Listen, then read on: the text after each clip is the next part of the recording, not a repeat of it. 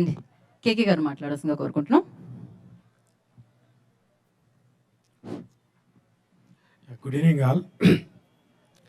ముందుగా నన్ను ఇంత మంచి చిత్రంలో భాగం చేసినందుకు నేను ముందు నాని గారికి థ్యాంక్స్ చెప్తున్నాను. జనరల్గా మా కాంబినేషన్లో కృష్ణగాడి వీరప్రేమ గాథ కానీ, శ్యామ్ సింగరాయ్, జెర్సీ ఇలాంటి ఇంత మంచి క్లాసిక్స్ పడినా కూడా ఏ రోజు నేను ఆయనకి మీకు ఈ సినిమాలో రాయాలని ఉందని ఏ రోజు మెసేజ్ పెట్టను. బట్ ఈ అనౌన్స్మెంట్ చూడగానే నేను నాన్నగారికి మెసేజ్ చేశాను, నేను ఈ సినిమాలో సాంగ్ రాయాలి సార్ అని చెప్పి మెసేజ్ చేశాను. సో గోవాలో ఫస్ట్ షెడ్యూల్ జరుగుతున్నప్పుడు నన్ను నాన్నగారు అక్కడికి పిలిపించడం జరిగింది. సో అప్పుడే శౌర్యాన్ని పరిచయం చేశారు, కథ చెప్పడం జరిగింది, ఒక సిచ్యువేషన్ ఇచ్చారనమాట. సో అక్కడితో స్టార్ట్ అయ్యి ఇదే తొలిసారిలా, అమ్మాడి, చేదు నిజం, అడిగా ఇలా 4 పాటలు నాతో రాయించారనమాట. సో ఈ జర్నీలో పరిచయమైన శౌర్య అంటే ఇంత క్లారిటీగా ఒక పాట రాసి పంపించగానే వెంటనే కాల్ చేసి ఇది మార్చండి నేను ఏ రోజు చెప్పలేదు.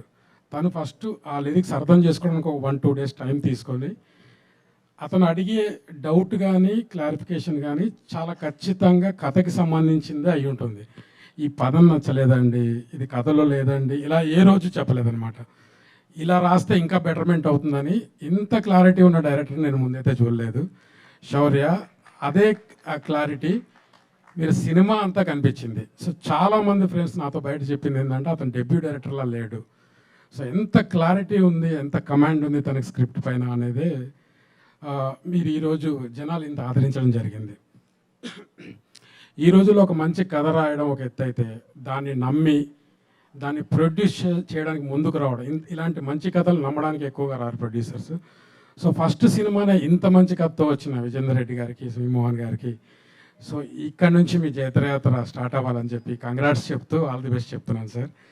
సో ఈ అంటే దసరా లాంటి block buster 100 crores above movie చేసిన తర్వాత ఇలాంటి కథ నేను చెయ్యాలి అని, కథే నాకు ముఖ్యమని నమ్మే నాన్నగారిని అసలు ఎంత చెప్పినా ఎంత పొగిడినా మీలాంటి వాళ్ళు, మీలాంటి హీరోలు లేకపోతే ఇలాంటి కథలు పుట్టవు సార్.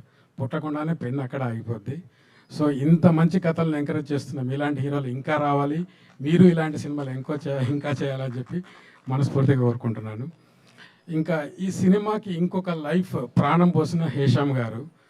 సో 10 పాటలని చెప్తే తప్ప తెలియదు. మీరు జూక్ బాక్స్ చూస్తే 10 పాటలు ఉంటాయి, బట్ సినిమాలో చూస్తున్నప్పుడు మీరు ఏ 1-2 పాటలో ఫీల్ అవుతారు అంతే. మిగతా అన్నీ ఒక మ్యూజికల్ లాగా సాగిపోతుంటాయి, కథతో పాటు బ్లెండ్ అయి సాగిపోతుంటాయి.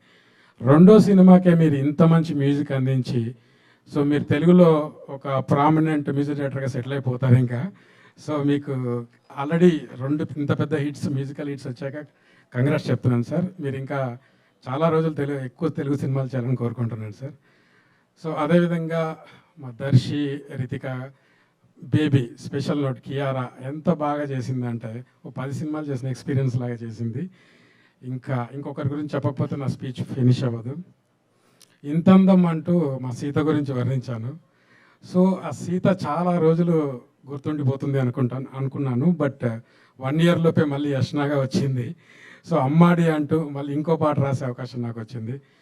సో ఈ సినిమాని ఇంత ఆదరించిన ప్రేక్షకులకి ఫస్ట్ ఆఫ్ ఆల్ థ్యాంక్స్ చెప్తూ, ఈ సినిమాలో పార్ట్ అయిన దర్శి ఇలాంటి టీమ్ అండ్ టోటల్ క్రూ అందరికీ కూడా, మా డిఓపి గారికి, మిగతా technicians and cast and crew అందరికీ కూడా కంగ్రాచులేషన్ చెప్తున్నాను. Thank you, bye.